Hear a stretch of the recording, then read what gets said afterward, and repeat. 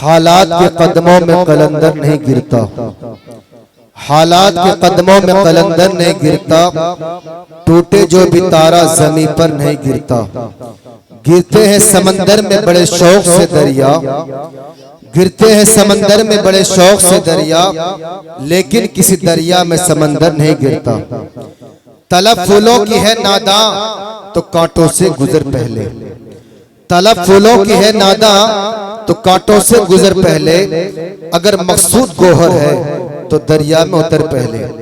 عزیزان گرامی، اب تک تلاوت کلام اللہ حمد پاک اور نعت نبی صلی اللہ علیہ وسلم کا دور بڑے ہی آب و تاب کے ساتھ چل رہا تھا۔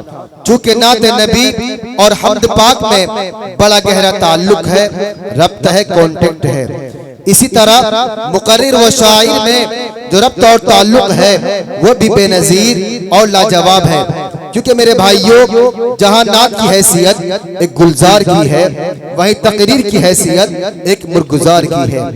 نعت دریا ہے تو تقریر اس کی موج، نعت کہکشاں ہے تو تقریر اس کی مسکراہٹ، نعت چمن ہے تو تقریر اس کا پھول، نعت اگر پھول ہے تو تقریر اس کی پتیاں، نعت اگر پتیاں ہیں تو تقریر اس پر بکھرنے والی شبنم۔ اور اسی سنگم پر چمن کا حسن نکھرتا برقرار رہتا ہے۔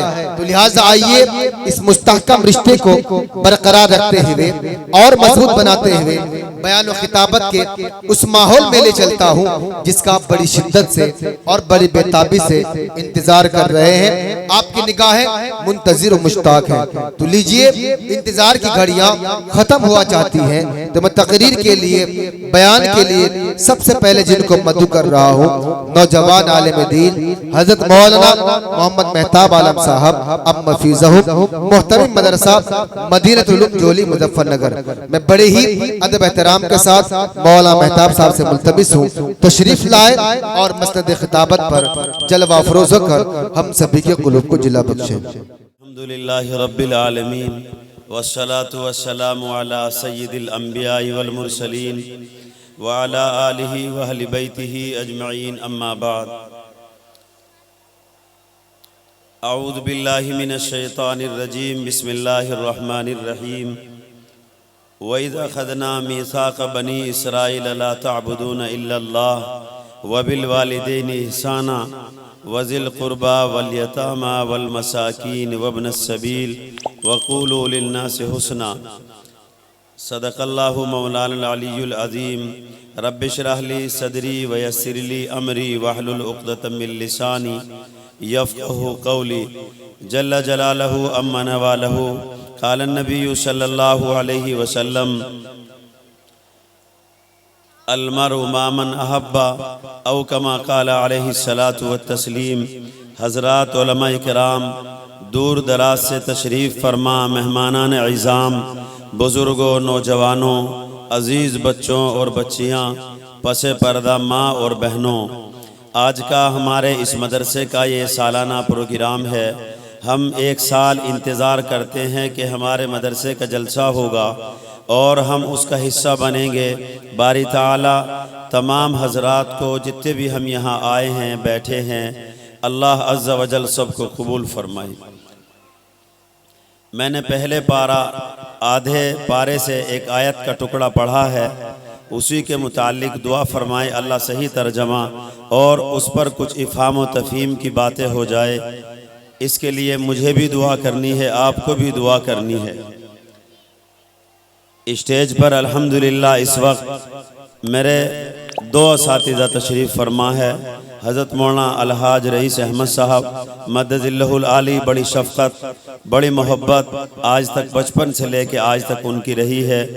اللہ سے دعا کرتا ہوں باری تعالیٰ ان کا سایہ ہمارے سروں پر تادیر قائم و دائم فرما۔ اسی طریقے سے میرے ایک دوسرے استاد مکرم جناب قاری عبدالقیوم صاحب مدد اللہ العالی، صدر القراء شعبہ تجوید جامعہ قاسم العلوم تیوڑا، وہ بھی تشریف رکھتے ہیں۔ جو قرآن کریم کا ہم نے 2-4 حروف پڑھا ہے، انہی کا صدقہ اور طفیل ہے، یہ سب انہی کی محبتیں ہیں۔ دعا ہے باری تعالی حضرت کے عمر میں برکت عطا فرمائیں، اللہ حضرت کا فیض چارداغ عالم میں جاری و ساری فرمائیں۔ بہر کیف آپ حضرات، میں نے جو آیت پڑھی ہے اس کا ترجمہ بھی مجھے کرنا ہے، لیکن اس سے پہلے جو حضرات باہر کھڑے ہیں وہ اندر آ جائیں اور نیت کریں انشاءاللہ کہ ہم اپنے مدرسے سے محبت کرتے ہیں اور اسی محبت میں ہم جمع ہیں۔ ہر آدمی یہ کوشش کرے گا کہ انشاءاللہ جلسہ میرا ہو رہا ہے، جلسہ ہمارا ہے، مدرسہ ہمارا ہے، یہاں جو قرآن پڑھا اور پڑھایا جا رہا ہے، پورے سال جو محنتیں ہو رہی ہے، الحمدللہ یہ پورا گاؤں اس کا گواہ اور امین ہے۔ خدا کرے قیامت کے دن ہمیں اس کا صلہ ملے اور دنیا میں بھی ہم ترقی کی راہوں پر گامزن ہوں۔ اللہ تعالیٰ اس مدرسے کے ذریعے سے یہاں جو قبرستان میں ہمارے بڑے سوئے ہوئے ہیں، باری تعالیٰ ان کی مغفرت کے فیصلے فرما دے، اور جتنے لوگ یہاں بیٹھے ہیں اللہ عز و جل ان کے کاروبار میں برکت عطا فرمائیں اور ان کی زندگیوں میں بھی برکت عطا فرمائیں۔ میرے بھائیوں، آپ حضرات کو دیکھ کر ایک دوسری بات مجھے یاد آئی۔ اللہ تبارک و تعالی قرآن کریم کے اندر ارشاد فرماتا ہے، سبحان الذی اسری بعبدہ لیلا من المسجد الحرام الى المسجد الاقصى الذی بارکنا حولہ لنریہ من آیاتنا انہ هو السمیع البصیر۔ میرے استاد محترم کا حکم ہوا کہ اس تعلق سے کچھ کہنا ہے۔ بادل ناخواستہ میں نے اپنے لیے شرف سمجھا کہ آج میرا کوئی چاہنے والا، میرے سر پہ ہاتھ رکھنے والا یہ کہہ رہا ہے اور حکم دے رہا ہے، تو میرے لیے باعث صد افتخار ہے۔ سنو ساتھیو، اللہ اس آیت کے اندر کیا کہتا ہے؟ سبحان الذی اسری بعبدہ، اللہ کی ذات لے گئی اپنے بندے خاص کو راتوں رات مسجد حرام سے مسجد اقصی تک۔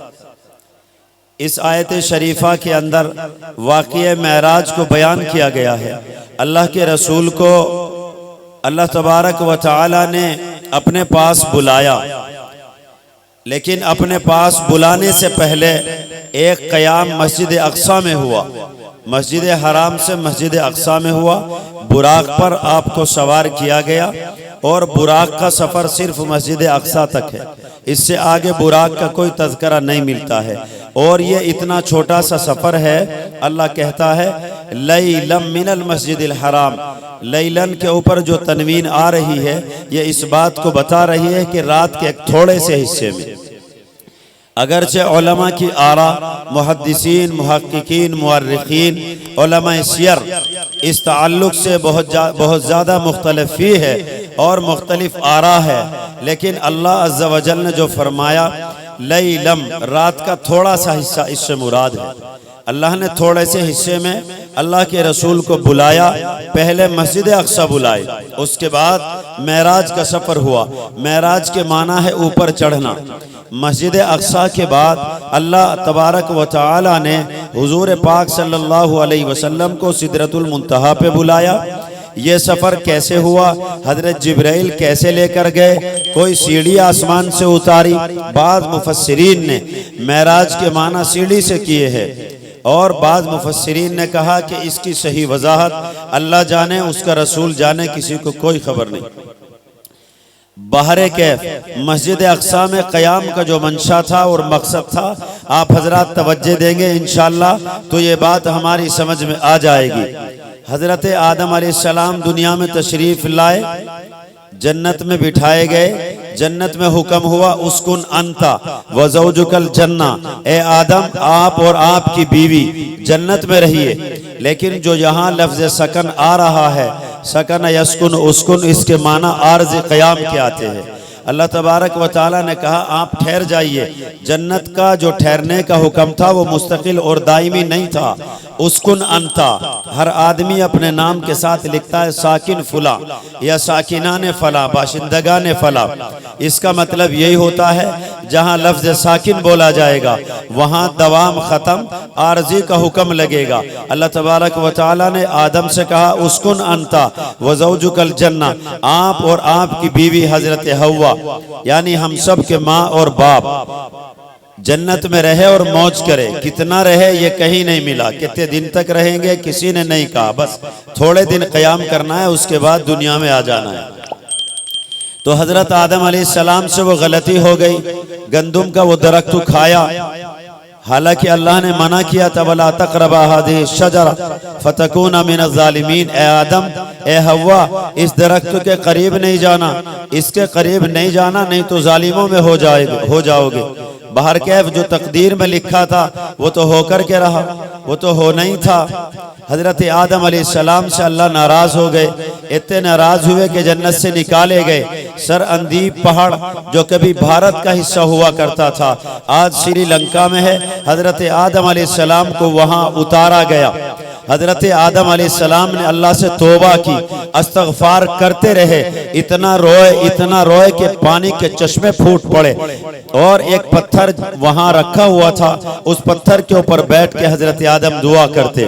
تو جب حضرت آدم وہاں سے ہٹے ایک چیل آئی، اس نے حضرت آدم علیہ السلام کے آنسو کا پانی پی کر کہا آدم اتنا میٹھا چشمہ کہاں سے لائے ہو؟ کتنا میٹھا چشمہ ہے۔ یقیناً جب اللہ سے معافی مانگی جاتی ہے، استغفار پڑھا جاتا ہے اور گنہگار بندہ اپنے رب کے حضور میں حاضر ہو کر کہتا ہے اللہ مجھ سے غلطی ہو گئی، مجھے معاف کر دے، اس وقت میں جو آنسو گرتے ہیں یقیناً وہ شہد سے بھی کہیں زیادہ میٹھے ہوتے ہیں۔ تو چیل نے جب پوچھا حضرت آدم سے کہ آدم اتنا میٹھا پانی کہاں چھپا کے رکھا ہے، حضرت آدم اور رونے لگے کہ اللہ کی مخلوق میں ملا ہوں، میرا مذاق بناتی ہے، تو میرا مذاق اڑا رہی۔ اللہ سے اور توجہ کے ساتھ معافی چاہیے۔ بہر کیف اللہ تبارک و تعالیٰ کو ترس آیا، لیکن ترس کیسے آیا؟ حضرت آدم نے ایک نام دیکھا تھا عرش پہ لکھا ہوا لا الہ الا اللہ محمد الرسول اللہ۔ جب عرش آدم پہ اس کو دیکھا تو حضرت آدم نے اب حضور کے صدقے میں دعا مانگی، اے اللہ محمد کے صدقے میں مجھے معاف کر دے۔ اللہ تبارک و تعالیٰ نے حضرت آدم کو معاف کیا، ایک کو انڈیا میں اتارا، دوسری حضرت حوا کو جدہ میں اتارا۔ جدہ کو اسی وجہ سے جدہ کہا جاتا ہے، وہاں ہم سب کی ماں، ہم سب کی دادی حضرت حوا کو اتارا گیا۔ جدہ کے معنی دادی کے آتے ہیں، حضرت حوا کو وہاں اتارا گیا تو اس کا نام جدہ پڑا۔ ایک مقام اور ہے میدان عرفات، جب حضرت آدم کی توبہ قبول ہوئی تو حضرت آدم کو میدان عرفات کی طرف بھیجا گیا، دونوں کی ملاقات یہاں ہوئی۔ عرفات کے معنی یہی ہے معرفت کے، پہچاننے کے، ایک نے دوسرے کو وہاں اس مقام پر پہچانا۔ حضرت آدم نے حضرت حوا کو ملاقات کی، انہوں نے ان کو پہچانا، انہوں نے ان کو پہچانا۔ بہرحال بات طولانی کو چاہ رہی ہے، لیکن میرا مقصد دوسرا ہے۔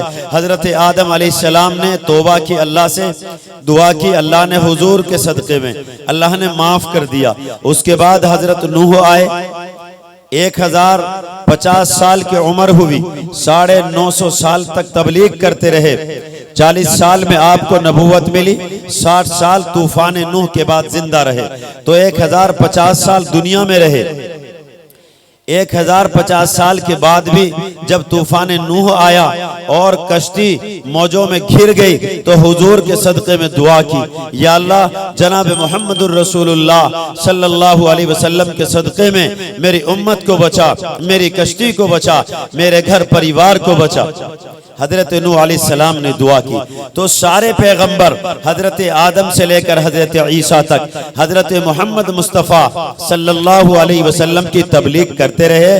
آپ کا نام ہر نبی اپنی امت کو بتاتا رہا، ایسا اس لیے کہ اللہ نے سب سے وعدہ لیا تھا۔ 3 پارہ 19واں صفحہ اللہ ارشاد فرماتا ہے وَإِذْ أَخَذَ اللَّهُ مِيثَاقَ النَّبِيِّينَ لَمَا آتَيْتُكُم مِّن كِتَابٍ وَحِكْمَةٍ ثُمَّ جَاءَكُمْ رَسُولٌ مُصَدِّقٌ لِّمَا مَعَكُمْ لَتُؤْمِنُنَّ بِهِ وَلَتَنصُرُنَّهُ قَالَ أَقْرَرْتُمْ وَأَخَذْتُمْ عَلَىٰ ذَلِكُمْ إِصْرِي قالوا اقررنا قال فاشهدوا وانا معكم من الشاهدين۔ جب اللہ نے سارے نبیوں سے وعدہ لیا، سارے رسولوں سے وعدہ لیا، اے رسولوں کی جماعت، اے نبیوں کی جماعت وعدہ کرو جب تم اپنی امت میں جاؤ گے تو میرے آخری، میرے لاڈلی پیغمبر جناب محمد الرسول اللہ صلی اللہ علیہ وسلم کی تبلیغ کرو گے اور ان کی بشارت سنا کر کے جاؤ گے۔ سب نے وعدہ کیا، اللہ نے اور کہا کہ ان پر تمہیں ایمان لانا پڑے گا، ضرور ضرور لانا پڑے گا، اور ضرور ان کی مدد بھی کرنا پڑے گا۔ اللہ तबारक व तआला ने कहा जरूर मदद करेंगे, जरूर ईमान लाएंगे। तो ईमान लाना कैसे हो सकता था? हजरत आदम का जमाना पहले, हजरत मोहम्मद मुस्तफ़ा मेरे और आपके पैगंबर का जमाना सबसे बाद में, फिर ईमान कैसे लाए? लतंसुरन्ना, मदद कैसे करें? अल्लाह ने कहा सारे नबियों से इकरार करना तुम्हारा काम। कालू अकररना, सारे नबियों ने कहा अल्लाह हम इकरार करते हैं। अल्लाह ने कहा इकरार करना तुम्हारा काम, इसको पूरा करना मेरा काम। अल्लाह ने फिर वो वक्त दिखाया और ये वादा याद दिलाया जब अल्लाह के रसूल को मस्जिद अक्सा लाया गया तो सारे नबी सारे रसूल एक जगह जमा है। हुजूर को मुसल्ले पे खड़ा किया, हजरत जिब्राइल आगे बढ़े, या रसूल अल्लाह सारे पैगंबरों की नमाज आप पढ़ाएंगे। अल्लाह के रसूल, आपके वालिद मोहतरम, आपके जद्दे अमजद, आप सबसे बड़े हजरत आदम खड़े हैं, हजरत नूह खड़े हैं, हजरत मूसा जलील कद्र पैगंबर है वो भी खड़े हैं, हजरत ईसा खड़े हैं। लेकिन आज नमाज पढ़ाने का हुक्म हम सब के आका आमना के दुर्रे यतीम अब्दुल्ला के लख्त जिगर अब्दुल मुत्तलिब के पोते को हुक्म हो रहा है, ए मोहम्मद आगे बढ़ो और इमामत नबूवत कराइए। सारे नबियों को नमाज पढ़ाए, सारे रसूलों को नमाज पढ़ाए। अल्लाह के रसूल आगे बढ़ गए, नमाज हो गई। लोगों ने यही समझा कि सिर्फ नमाज हुई है, लेकिन मेरे भाइयों पूरा मसला समझ में आ गया, पूरी आयत का तर्जमा समझ में आ गया। अल्लाह ने कहा था लतुमिनुन्न बिही, तुम जरूर मेरे मोहम्मद पर ईमान लाओगे। सारे नबियों ने कहा ए अल्लाह हम उनको पाएंगे कहा? अल्लाह ने कहा आओ मस्जिद अक्सा में बैठते हैं, आदम भी होंगे, ईसा भी होंगे, मूसा भी होंगे, इब्राहिम भी होंगे, इस्माइल भी होंगे, सारे होंगे, सारे होंगे और मेरे मोहम्मद भी होंगे।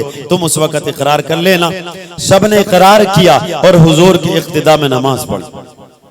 तो ईमान लाना तो यहां से समझ में आ गया। अब चूंकि हर नबी की नबूवत एक वक्त के लिए है, एक इलाके के लिए है, एक जमाने के लिए है, ला मकानी नहीं, ला जमानी नहीं, सिर्फ एक जगह के लिए, एक शहर के लिए, एक मुल्क के लिए है। तो उन्होंने अपने अपने वक्त पर तबलीग की और अपना अपना वक्त पूरा किया। लेकिन हुजूर पाक सल्लल्लाहु अलैहि वसल्लम की उम्मत और हुजूर की नबूवत ये कायनाती नबूवत है, सारे आलमों के लिए है, सारे कायनात के लिए है।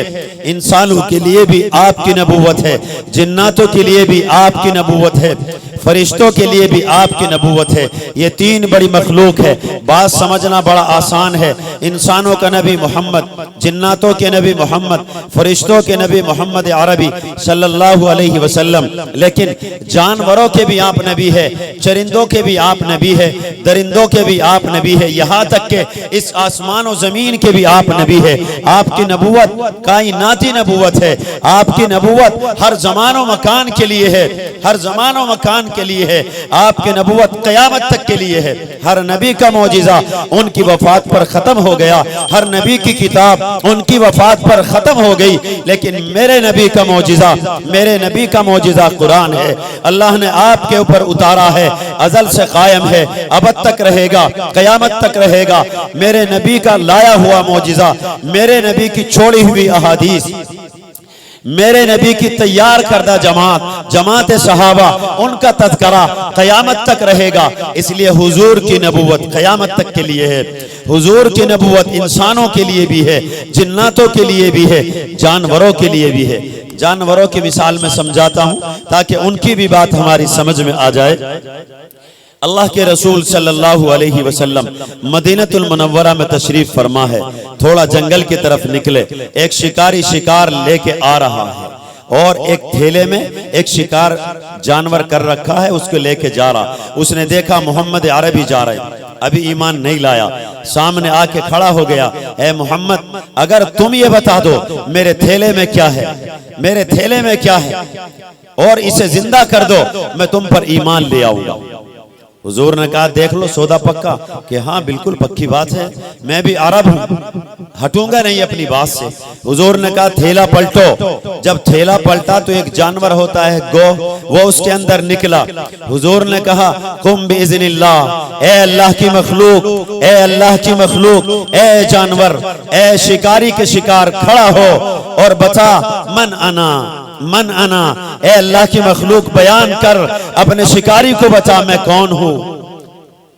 وہ جانور بول پڑا انت رسول اللہ انت رحمت للعالمین انت خاتم النبیین والمرسلین، اے اللہ کے پیغمبر آپ تو آخری پیغمبر ہے، آپ تو محمد عربی ہے، آپ تو رحمت للعالمین ہے۔ حضور نے اس سے پھر کہا من ربکا، تیرا رب کون ہے؟ وہ چھوٹا سا جانور، ننھا سا جانور بول اٹھتا ہے ربی اللہ، اے اللہ کے پیغمبر میرا رب اللہ ہے، لمن تسبح، اے اللہ کی مخلوق تو کس چیز کی تسبیح بیان کرتی ہے؟ وہ جانور پھر بولا لہو ملک السماوات والارض یسبح لہو ما فی السماوات والارض، اے اللہ کے آخری پیغمبر، اے ہم سب کے نبی، اے اللہ کے لاڈلے پیغمبر، میں تو اس کی تسبیح بیان کرتی ہوں جس کی آپ کرتے ہیں، جس کا سارا زمانہ کرتا ہے یا آسمان و زمین کرتا ہے۔ تو وہ شکاری حضور کے قدموں پہ گر گیا اور کلمہ پڑھا اشہد ان لا الہ الا اللہ واشہد ان محمد الرسول اللہ، اے اللہ کے پیغمبر میں گواہی دیتا ہوں آپ اللہ کے سوا کوئی معبود نہیں اور آپ اللہ کے آخری پیغمبر ہیں، آپ اللہ کے آخری پیغمبر ہے۔ تو جس طرح حضور انسانوں کے نبی ہے، جنات بھی آپ کی بات کو سمجھتے، جانور بھی آپ کی بات کو سمجھتے ہیں، قیامت تک اس کائنات میں جتنی نسلیں پیدا ہوں گی، وہ چاہے انسان ہو یا دوسری مخلوقات ہو، سب اللہ کے رسول صلی اللہ علیہ وسلم کی نبوت کو مانیں گے۔ جو نہیں مانے گا وہ دائرہ اسلام سے باہر جائے گا، قیامت کے دن عذاب علیم ہوگا، دردناک عذاب ہوگا۔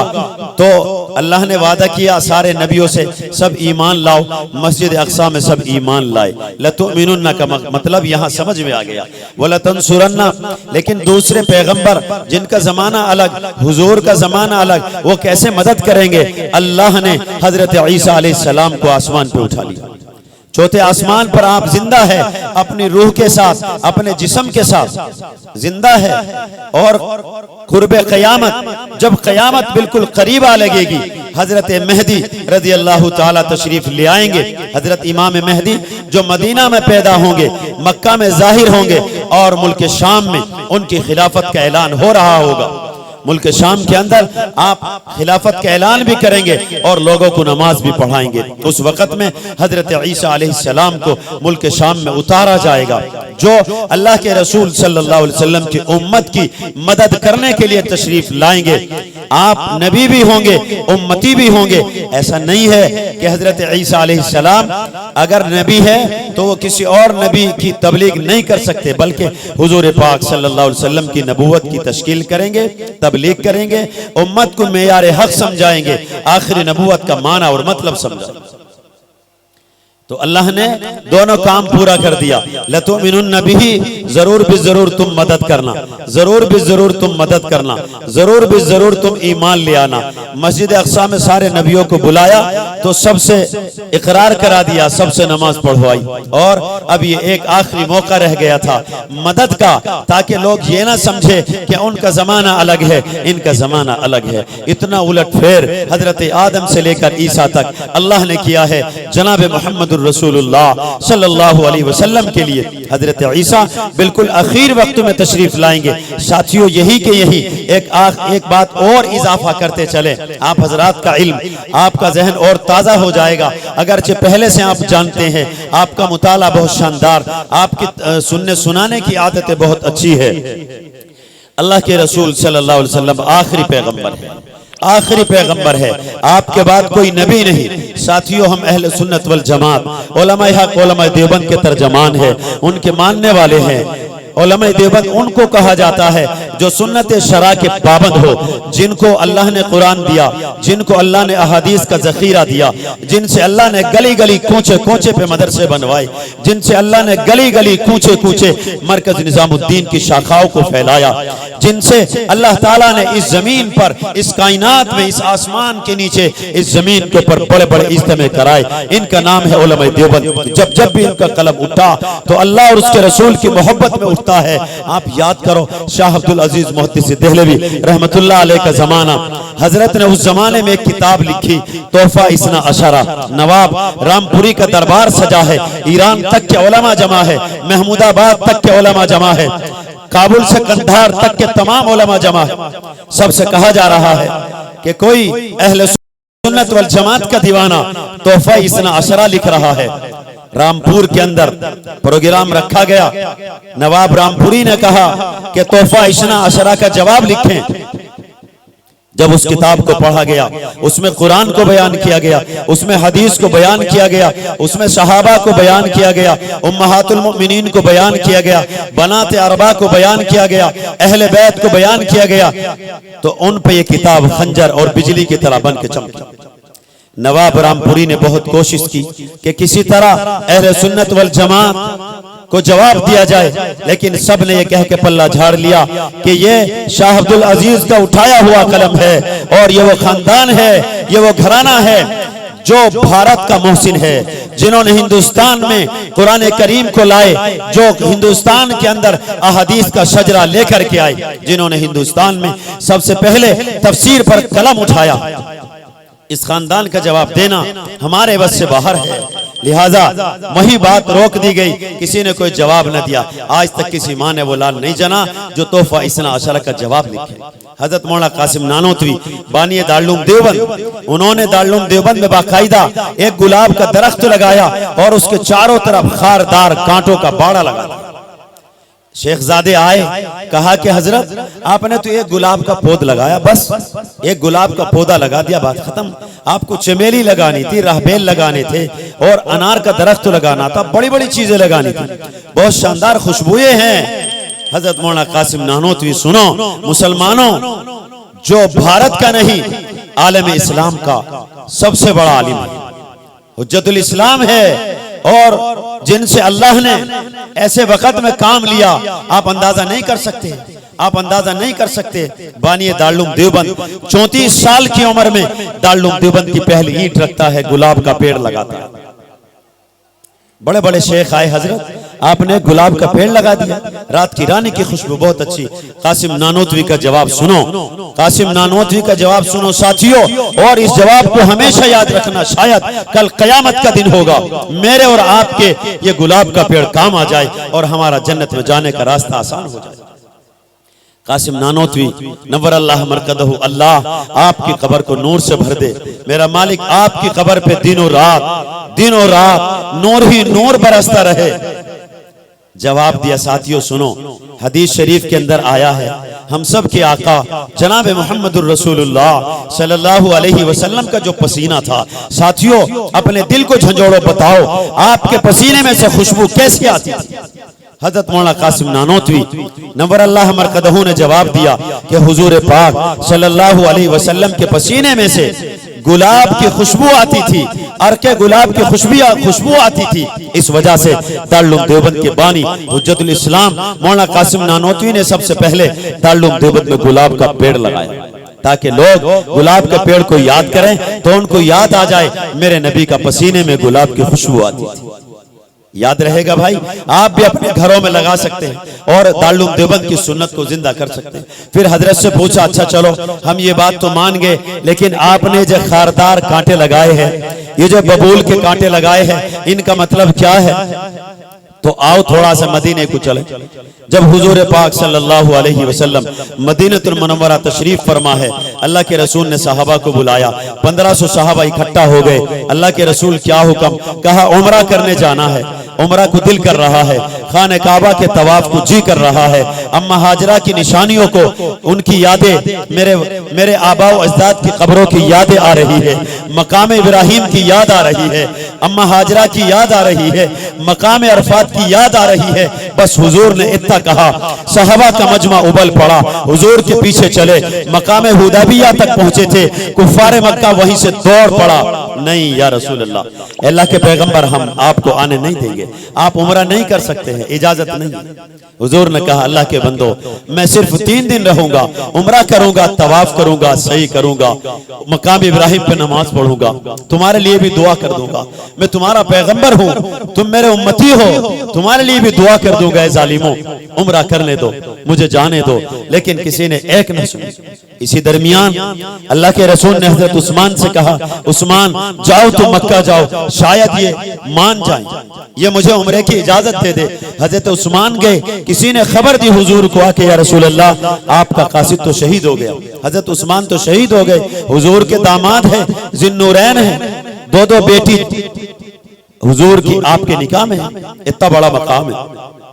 حضور کو بڑا صدمہ ہوا, بیعت کے لیے ہاتھ بڑھایا, سارے صحابہ نے حضور کے ہاتھ پہ ہاتھ رکھا, سب نے بیعت فرمائی. ایک صحابی بولے یا رسول اللہ کیا اچھا ہوتا حضرت عثمان بھی ہوتے. حضور نے کہا دوبارہ رکھو ہاتھ. حضور کا ہاتھ نیچے, بیچ میں صحابہ کا ہاتھ, اوپر سے حضور کا ہاتھ, اور حضور نے کہا یہ داہنا ہاتھ ہے, یہ میرے عثمان کی طرف سے. ید اللہ فوق ایدیہم, نیچے بھی ہاتھ حضور کا ہے, اوپر بھی ہاتھ حضور کا ہے, اور اوپر اللہ کا ہاتھ ہے. یہ بیعت کون سے درخت کے نیچے بیٹھ کے ہو رہی تھی ساتھیوں؟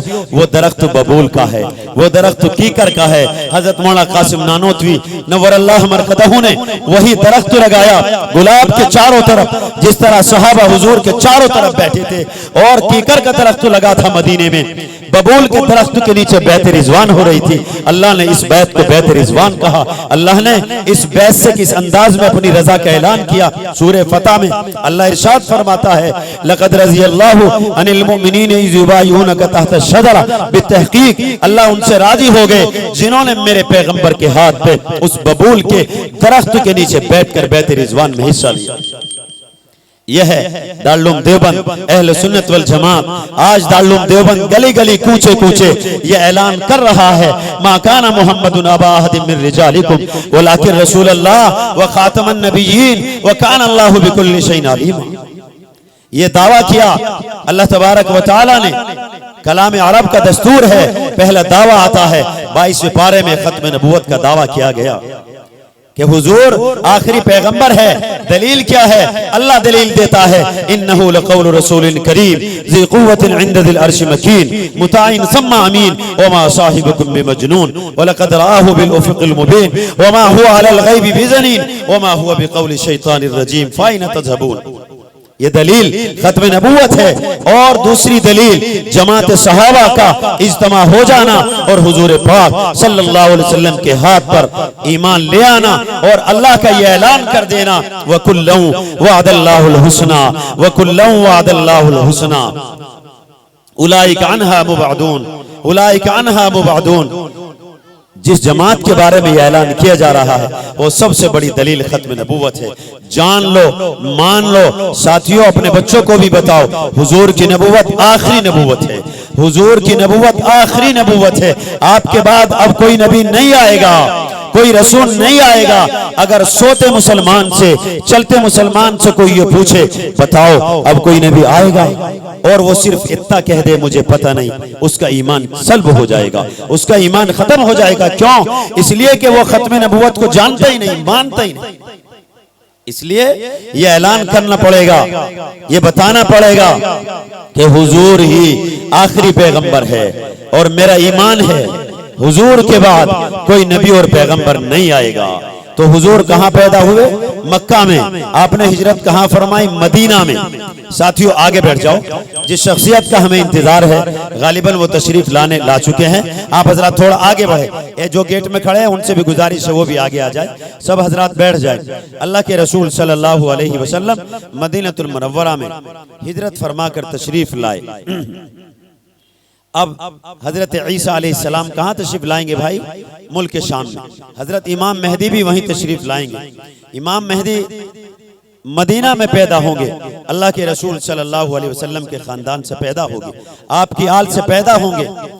حضرت حسن کی اولاد سے لڑکا ہوگا, حضرت امام حسین کی اولاد سے لڑکی ہوگی. دونوں کی آپس میں شادی ہوگی, اور ان دونوں خاندان دونوں نسلوں سے حضرت امام مہدی پیدا ہوں گے. یہ مشکات شریف میں بھی روایت ہے, البدایہ والنہایہ میں بھی صراحت کے ساتھ لکھا ہے, اور علماء دیوبند اہل سنت والجماعت نے جگہ جگہ اس کی تشریح فرمائی ہے, اس کی صراحت فرمائی ہے. اب حضرت امام مہدی وہاں پیدا ہوں گے, مکہ میں ظاہر ہوں گے. ان کی خلافت کا اعلان کہاں ہوگا؟ ملک شام میں.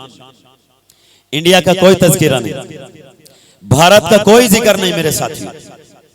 اب اگر کوئی ہندوستان میں شہر بنگال یا شہر بہار یا شہر دربنگا میں بیٹھ کے یہ کہے میں مسیح موعود ہوں, کوئی سرفرا، کوئی اللہ کا باغی، اللہ کے رسول کا باغی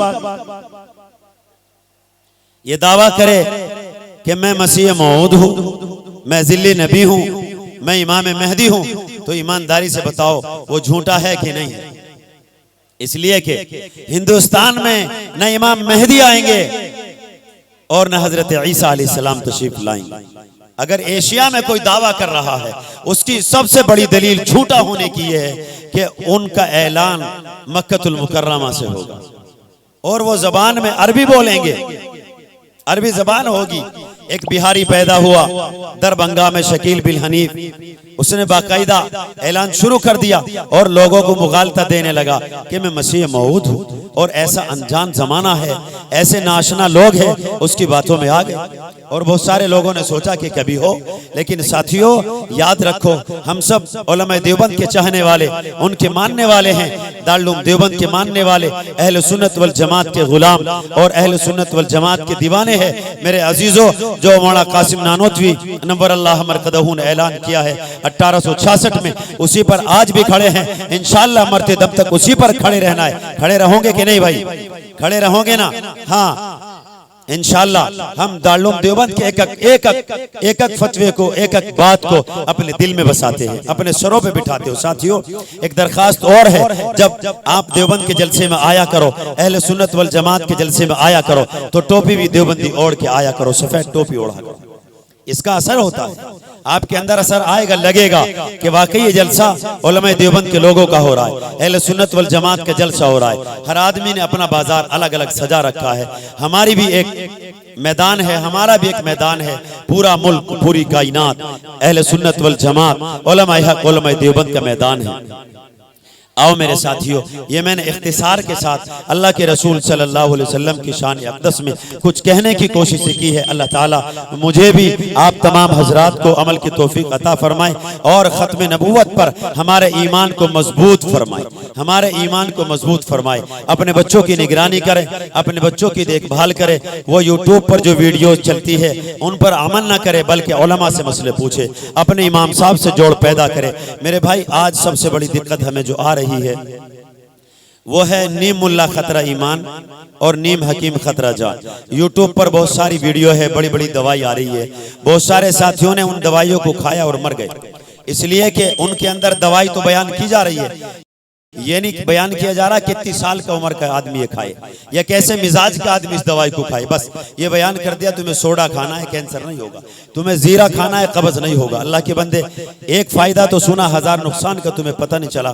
اگر ایسے ہی لوگ ٹھیک ہو جایا کرتے تو مستند حکما اور ڈاکٹروں کی ضرورت نہ پڑتی۔ ایسے ہی مسائل کا مسئلہ ہے، ایسے مسائل کی بات ہے۔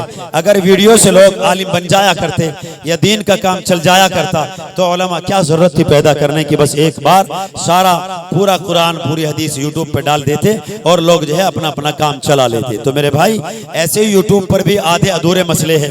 ہاں اگر آپ کو یوٹیوب پر سننا ہے علماء دیوبند کو سنو۔ ہمارے علاقے میں خاص طور سے پچھم اتر پردیش میں حضرت مفتی سلمان صاحب بجنوری اور اسی طریقے سے مفتی سلمان صاحب منصور پوری اور اسی طریقے سے مفتی ریاست صاحب ہردواری، یہ تینوں وہ بڑے مفتیان ہیں، مفتیان اکرام ہیں کہ الحمدللہ جن پر ہمیں ناز اور فخر ہے، اور جو وہ کہتے ہیں یقیناً وہ اصلی مسئلہ ہوتا ہے۔ اگر آپ کو مسئلہ ہی سننا ہے، کہیں جانے کا موقع نہیں ہے تو علماء دیوبند کو سنو گے نا انشاءاللہ بھائی؟